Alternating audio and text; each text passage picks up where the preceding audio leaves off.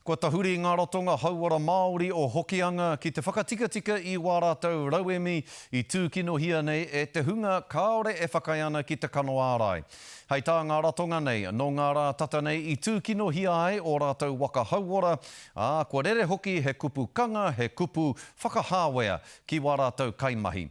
E rongo ai tātou i te whānuitanga o ngā whakamārama me whakawhiti atu tātou ki a Tāroe Blackie, tō tātou taiwhanga pāpāho, taiwhanga karere i te reo tātaki o Aotearoa nei. Nō reira Tāroe, he hanga kōrero o te wā.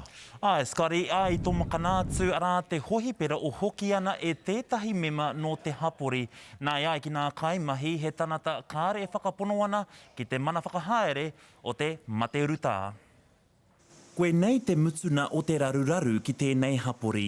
We had a member of the public actually run through a barrier here on site here at Hokianga Hospital at Raonere, then proceeded to take out on the van a whole lot of damage, as you see behind me. No tērā wiki i Wainanui te haumātakataka a Dovi whakaaro ai nā kaimahi e haruru ana a tāwhiri mātea mai waho o te whare. Staff thought a lot of the noise outside was mainly about the storm, and so came outside to look and find somebody out here creating all of this damage. And that's not right.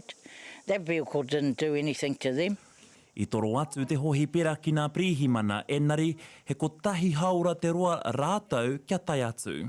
Lucky I'm not scared, but I hate to see someone else that's at the door. But, yeah, the violence ain't good. E hara tēnei te wā tuatahi kia tomo kanātu te hohipera.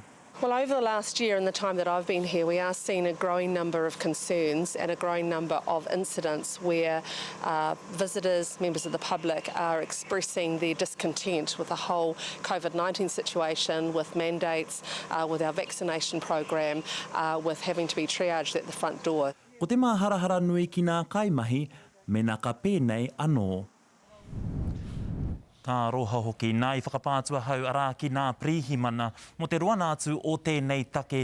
I nā hoki kei te māharahara nā kaimahi mo tō rātou haumarutana me te aha he kotahi haura te roa e te tari ana ki te hohipera kia rātou.